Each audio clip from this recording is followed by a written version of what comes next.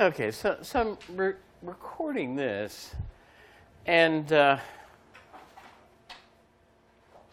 one of the things you need to see is that even though Sir Isaac Newton was actually a pretty devout Christian believer,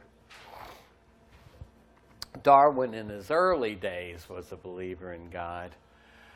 But in order to really understand the design argument, you need to understand that after Newton and after Darwin, we have a view of nature that was that viewed it just as a mechanical system, a sort of blind mechanical system with natural laws that govern the behavior of things within that system, that cause things to happen. Whereas even for Aristotle, things in nature had their essential natures determined by purposes that they served. So even though Aristotle did not have the concept of God that we get in the Judeo-Christian tradition, he still thought there was a creator that created the world with things in it that serve various purposes. And this Aristotelian view was very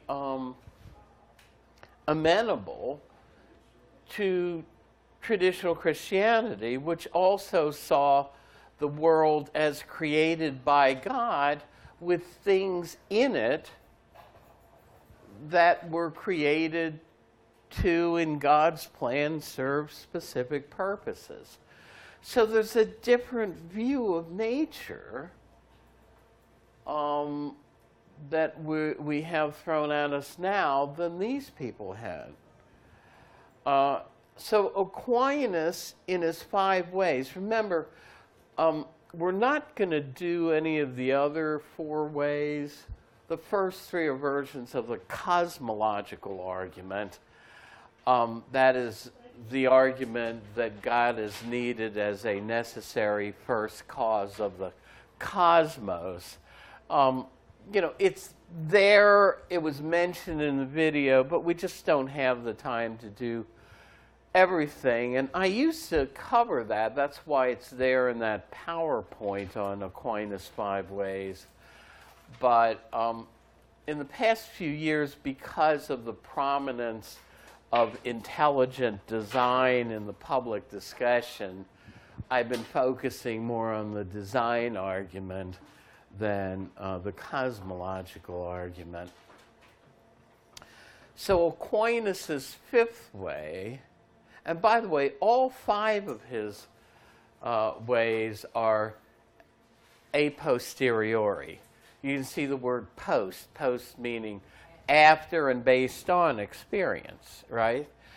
And so these arguments are not like the ontological argument, which is a priori, which is done entirely from abstract concepts, and the ontological argument does not depend on any observations about the world. Now, when I went back and reviewed what we had covered for test 1, I saw that we had actually gotten farther than I thought, and we had gotten through the logical argument. So that's why I'm starting with the design argument. We covered the ontological argument in test 1. So you have Aquinas, who shares with Aristotle this view that things in nature are imbued with purposes. And the word, the long 50-cent Greek word for the design argument, is the teleological argument, T-E-L-E-O-L-O-G-I-C-A-L, from the Greek word telos, for purpose or end or goal, right? So Aquinas looks at things in nature and notices that certain things in nature direct themselves toward a goal or purpose. And he says they can't do this themselves. Why? Because it takes an intelligence, like an intelligent archer is needed to direct an arrow toward the goal of hitting the bullseye. He says you need an intelligence to direct something to fulfill a goal or purpose, or to design it so that it's constructed to do that. So what do things in nature need then? They need an intelligence. So Aquinas gives us this argument. If there isn't an intelligence or understanding in the things themselves, then what is needed is an external intelligence. Now, Hume would see this as a false dichotomy, that it presents only two options, but Hume and Darwin would say, well, wait a second, just because things in nature don't have an intelligence, it doesn't mean that order in nature has to be produced by an external intelligence. The laws of nature and natural causes could work to produce order apart from intelligence. And this is the argument of Darwinism, and it's Hume's argument. Yeah. Is it like instinctive, or so it's not like? Well, instinctive, but also in terms of evolutionary development, he would say it's a process that's unguided by a goal. Well, let me move on. So who fulfills this need of an external intelligence? Well, obviously for Aquinas, it would be God, the God of, for him, the Bible and church tradition. Now, we'll see that one of Hume's arguments against the design argument is that from the same assumptions, more possibilities are out there as logical conclusions. We could conclude that the designer of the world is inept, that the designer of the world is some old senile god, that the world was built by committee. Hume says that there are other options, but for a theist like Aquinas, and remember, Aquinas is living 500 years before Hume, so we never met Hume or saw his argument, but I don't think Aquinas would have been very impressed with Hume's point. He would have said, well, yeah, all right, Hume, I'll give you your logical point that other options are logically possible from the same premises as that the God of the Bible and church tradition is the designer of the world. But how seriously should we take any of those other options? Is probably what he would say. But let's move on. Paley is a Protestant, and there are copies of this review sheet up there. I passed them out, but if you want to walk up and get one, you're welcome to it, or get one on the way out. So William Paley also believes that God has created the world, I know you had to leave, with things in it that serve various purposes. What about the watch? Paley's watch makes it different from the stone. Well, now, I also teach an online class, and we had a discussion forum on this. And one of the things that some of the students said is, well, wait a second, the assumption of traditional, of the traditional Judeo-Christian view is that God created the whole world, and stones are as much created objects as eyes and ears. Well, yes, but the point that Aquinas and Paley are trying to make is that it's with objects that have parts that are coordinated and adjusted so that they serve purposes that seems to indicate the need for an external intelligence.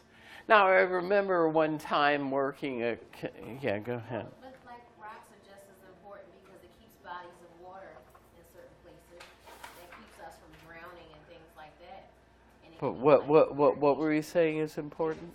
the comparison of rocks being not as important as eyes and ears, but they serve their own purpose in the same manner that ears and eyes do.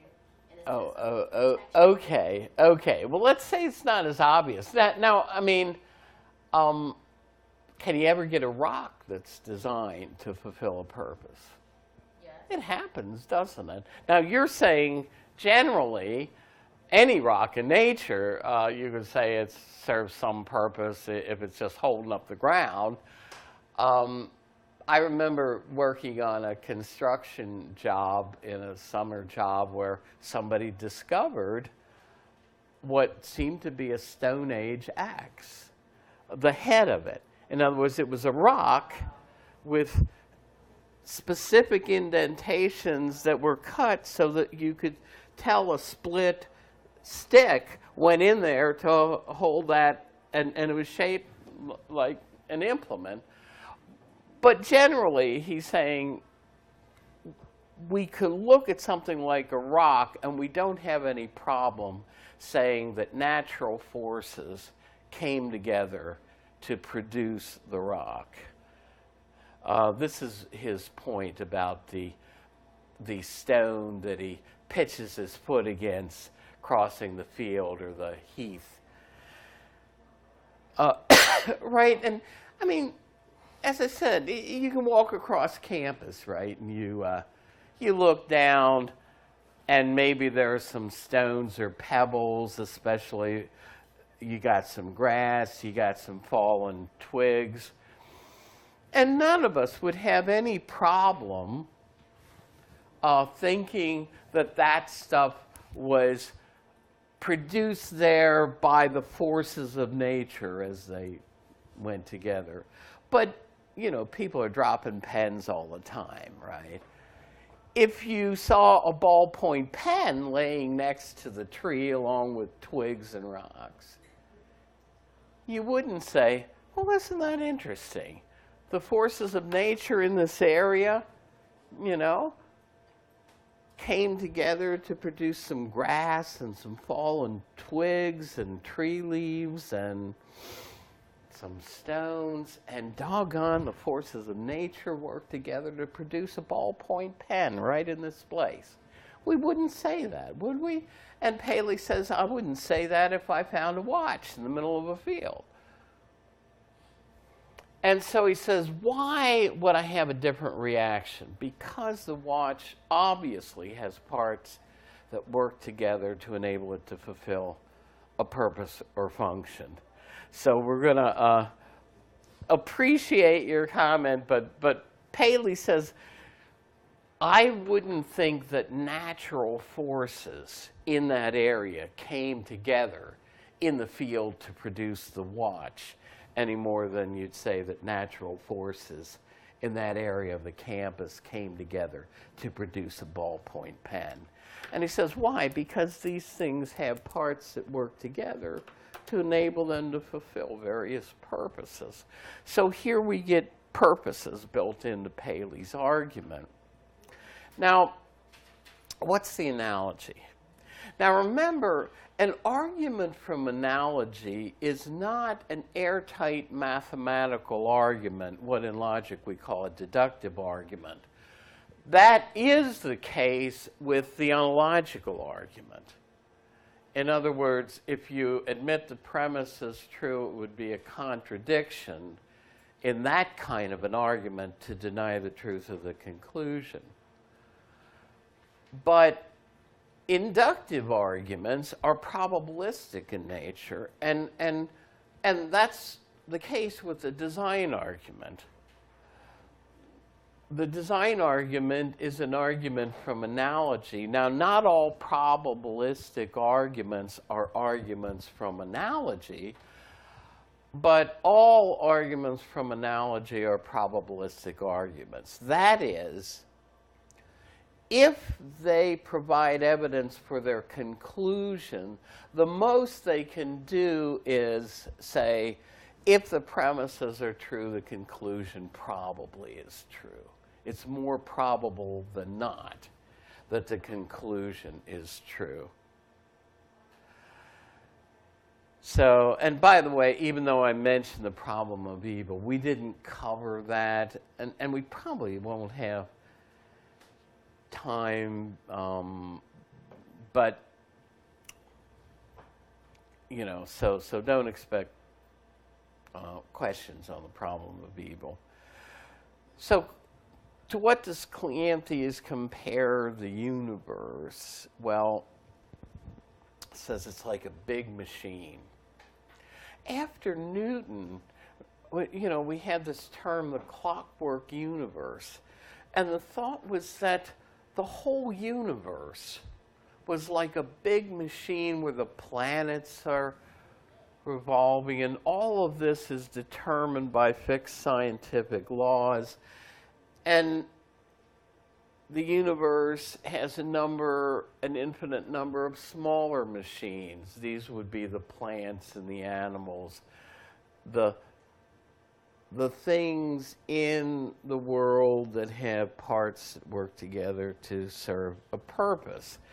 That is, these parts of these machines are so synced such that they seem to serve a purpose.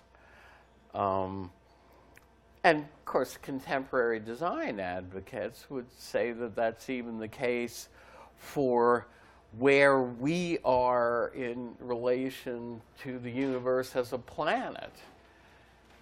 You know, now they're talking about planets in the Goldilocks zone, in the zone that can support life as we know it. But let's move on. So an argument from analogy works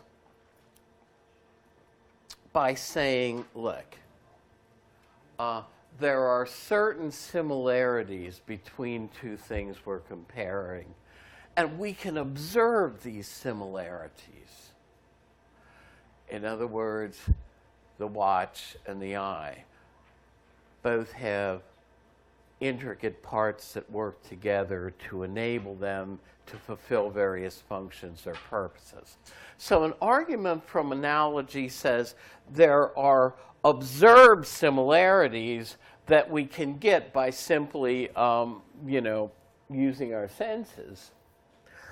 But then the argument goes on to say, well, probably if these two things are alike in certain respects, probably there's also a further less obvious respect in which they are also alike, or at least probably alike. So the argument goes on and it says, well, and I bring this out in my selection in supplementary readings from Paley, but he leaves it out in your book, in the selection from Paley. But we can say, well, wait a second. The watch needed a designer and builder to get those parts to intricately work together so that it fulfills a purpose. And so you can say, well, if something like the eye is like the watch and also having parts that work together to fulfill a function or purpose, then shouldn't we conclude that probably the eye also needed a designer and builder? And of course, who would the designer and the builder of the eye be but God? Now, Hume is going to try to challenge that and say there are more options possible.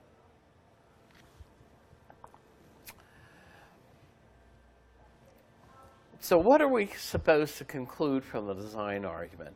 Well, let's back up for a second. One of the interesting things about the ontological argument is, because it covers all the traditional attributes of God, if it works, the conclusion is that God exists much as, say, the Bible and tradition in the Judeo-Christian tradition portrays God, with all the traditional attributes of God, right? You don't get all of them as a conclusion from something like the design argument, but you do at least get that the designer of the world must be like us in also being an intelligence capable of designing things and building them to serve various purposes. Now, Hume says arguments from analogy, like other probabilistic arguments, are either weak or strong. That is, weak or strong in the evidence that the argument provides for its conclusion. And while Philo wants to see a mathematical a priori argument for God like the ontological argument, and so he has a problem with the design argument, Damia has a problem, but Hume says, look, that's not my problem. It's not that the argument is an analogy, but Hume tries to argue that it's a weak analogy because the things you're comparing are very different. And Hume, we saw, gives us this illustration of a strong versus a weak argument from analogy, illustrated by the circulation of blood example.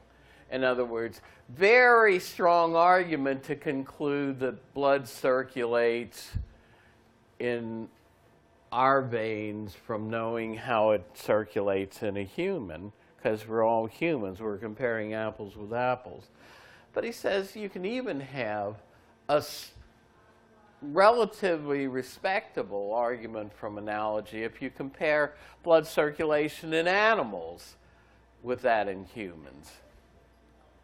But he says, suppose you went very far afield and tried to compare sap as it moves about in plants with blood circulation. He says you could actually end up with a wrong conclusion, because sap does not circulate in plants like blood does in animals and human beings. That's why we're starting to see buds on trees now, because the sap goes down into the roots during the winter time, and now it's coming back up. But it doesn't continuously circulate. So can you read between the lines here as to what Hume is trying to say?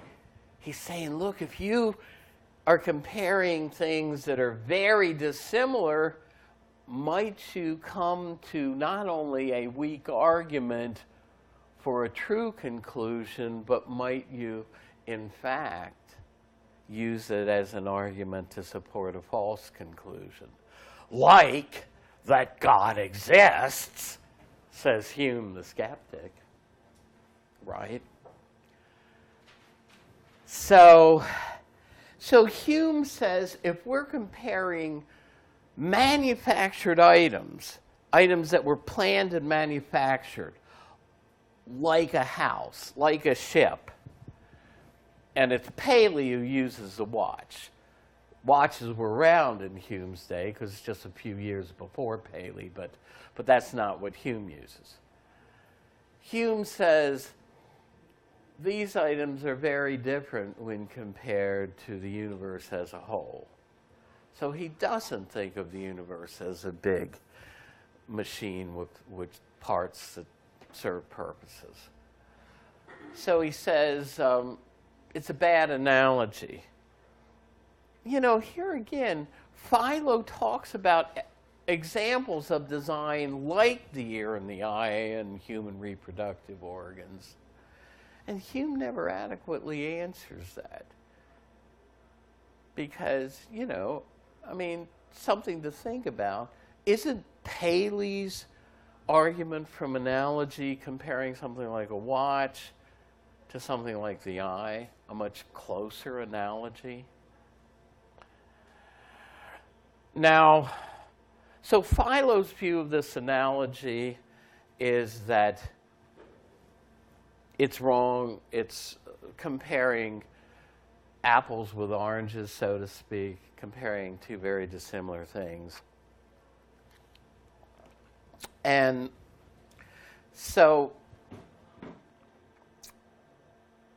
order and design. Now, both Hume and later Darwin can't help but see order in nature. But Hume is writing about about 60 years before Darwin, right? He's writing this stuff in the 1770s, and Darwin first publishes in the 1840s. Hume's not a scientist, but he says, look, logically, we can imagine other causes of order besides deliberate, intelligent design. And Hume says just because we observe order does not enable us automatically to conclude that the only thing responsible for that order is intelligent design. He says forces in nature may combine to bring about order.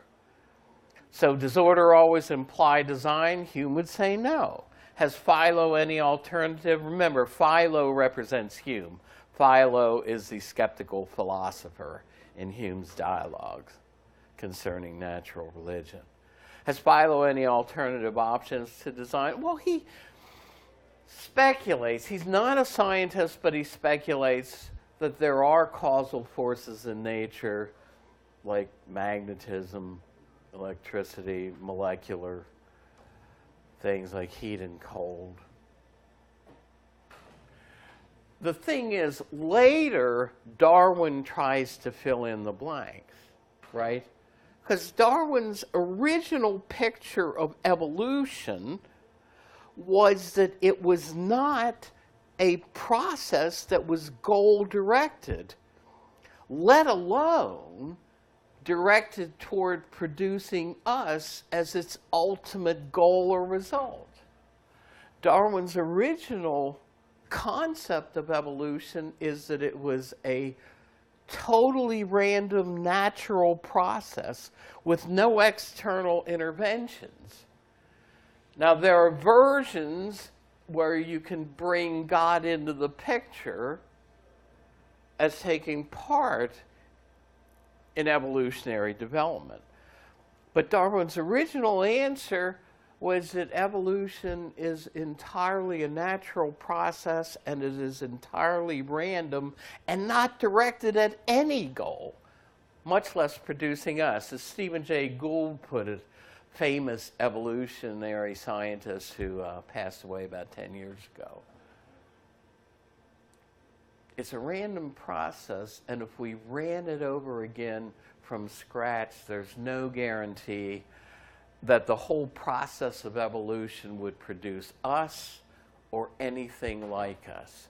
So to a naturalistic evolutionary advocate, that that we have, us and other complex organisms produced, is a happy accident. You know, again, the test is Monday, your essay is due on Monday, just one essay, 1.5 to 3 type double-spaced pages. Let me remind you, the single biggest reason why people fail my classes is they don't turn in all their essays. The objective part is the hardest part to score well on. But the reason people don't pass my classes is usually because they're missing 1 or 2 essays.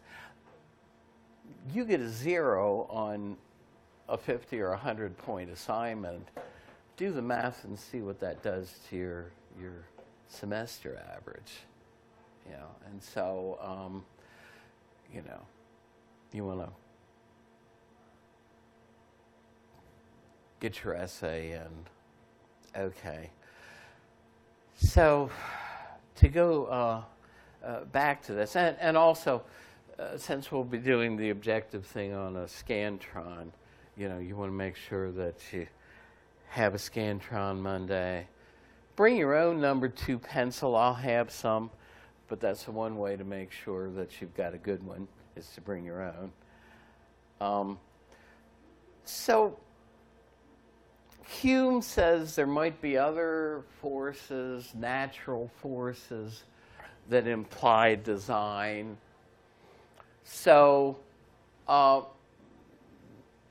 in other words, I mean, take the eye. What's the evolutionary story regarding the eye? You know it. You've had it in science classes, right? That organisms, over the course of millions of years, adapt to their environment. They get advantageous variations, mutations that turn out to be good, that adapt them better to their environment than other members of their species. And in the vast evolutionary struggle for survival, these advantageous variations give them a leg up and selects them for going on in the evolutionary process while it selects for extinction other organisms.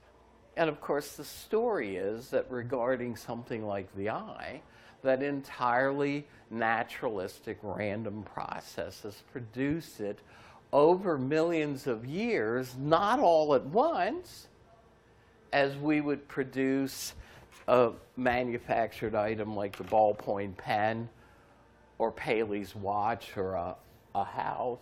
You design it, you build it all at once. But that you get increasingly complex organisms evolving increasingly more sophisticated and complex eyes entirely as a result of a random natural process until we get to the eyes you and I have. No pun intended, right? That's the evolutionary story. Now, the contemporary version of the design argument points to the fact, as I said, I read Lecomte Denoy's Human Destiny, a book not written by an evangelical Christian, but by a secular scientist, who basically said, look, the odds against having even one strand of DNA, never mind a complex organism, develop totally as the result of a random process are absolutely astronomically against that. So the contemporary version of the design argument says, look, in order for life to have developed, you needed God to set up the world such that the conditions for life were there. Think about things like the ozone layer. It is a particular thickness. If it were much thicker, life would not have developed on this planet as we know it, because too much sunlight would be filtered out.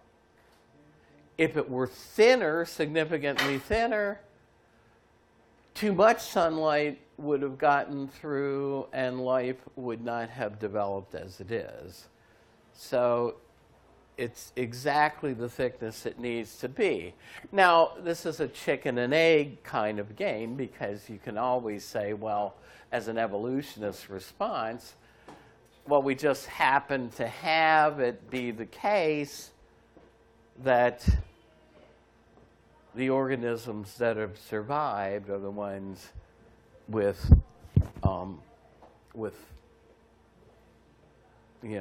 that live best with the ozone layer, the thickness it is. So anyway, go on. He also challenges, does Hume, the assumption that the only possible conclusion of the design argument is that the God of the Bible and church tradition was the maker and designer of the universe. He says, look, things are imperfect, but even if things were perfect, you couldn't conclude that a perfect designer made the universe.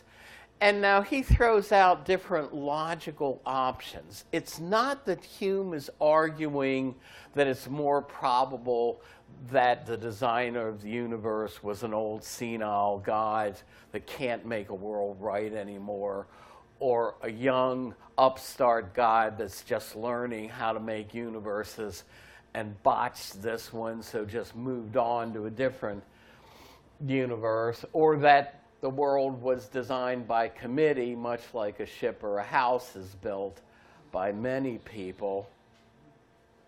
It's not that Hume thinks these are more probable than the traditional conclusion that Paley and Aquinas would draw, but he's basically saying other conclusions are logically possible from that argument. But again, somebody like Paley or Aquinas would probably say, yeah, but how seriously should we really take those other options? But anyway, to move on. So the argument doesn't even imply that there's one designer, like Paley and Aquinas would say. Well, to move on, we did Descartes as a, so I cover this. Okay, that clock's fast. The computer time is right. We got about 5 minutes. Basically, Descartes needs to examine his beliefs because he thinks a lot of false assumptions have crept into philosophy and into his own belief structure. And he thinks what needs to be done for philosophy and for scientific knowledge is the same thing that Euclid in Plato's day did for the plane geometry that you took in high school. That is, set it on a foundation of absolutely certain axioms. If you remember, everything in Euclidean geometry is derived from 4 or 5 fundamental axioms. So Descartes wants to search for absolutely true truths, but the method he uses is a method of doubt. He wants to doubt everything he can until he finally comes to at least one truth that is beyond doubt, and that'll be his foundational truth. So he says he's going to treat his beliefs, if he can subject them to doubt, as if they were false. He doesn't have to prove them all false. So the dream conjecture calls into question his beliefs about what his senses tell him. And he says, basically, even though things seem beyond doubt in what I can observe going on around me in the room, he says, I've had things be clear in a dream, and I thought I was in my living room like I am now writing my meditations, and then I woke up in bed, and I wasn't clothed, and so my belief was wrong. And he says, well, if things can be clear in a dream, why might I not be dreaming now? And again, what allows him to raise this speculation is he puts us in the egocentric predicament. The mind is not acquainted with anything in the external world directly for Descartes and later for Locke. And I won't cover Locke, but the recorded review does that I put in the announcement, and also, the separate PowerPoint is there in Integrity Recording. But I mean, he says if we can't distinguish dreaming from waking, if tests like seeing that my eyes are open don't work because my eyes, I could be noticing as part of a dream that I'm standing here with my eyes open and I'm really at home in bed dreaming. So he says if we can't distinguish waking from sleeping, then that calls into doubt everything my senses tells me. Not only about ordinary things like what's going on in the world, but also about the things that observational sciences deal with, because they all rely on the senses or the senses aided by equipment like telescopes and microscopes. So the observational sciences are the ones that dream conjecture makes doubtful. He says it does not make mathematics doubtful because even in a dream, even if we're talking about a dream square, it still has four sides, right? So that's why he has to bring in the evil genius to question mathematics. And of course, we saw that he thinks his own existence is absolutely beyond doubt. So that's his foundational principle. And again, all of these I went over in more detail. Plus, I think I cover more ground in that recorded review session from the fall. So you have that. So there is class Friday. Dr. Scott will be here. He's doing me a favor. I gave him the question pool and review sheet, said any additional review you want to give him is fine. Or I said if you want to cover something new, fire away. You're my boss, I'm not yours. So, tune in and see what he does. All right, folks. So we'll see you Monday. Bring a Scantron, your essay, and a number 2 pencil. Take care. And make sure you get your name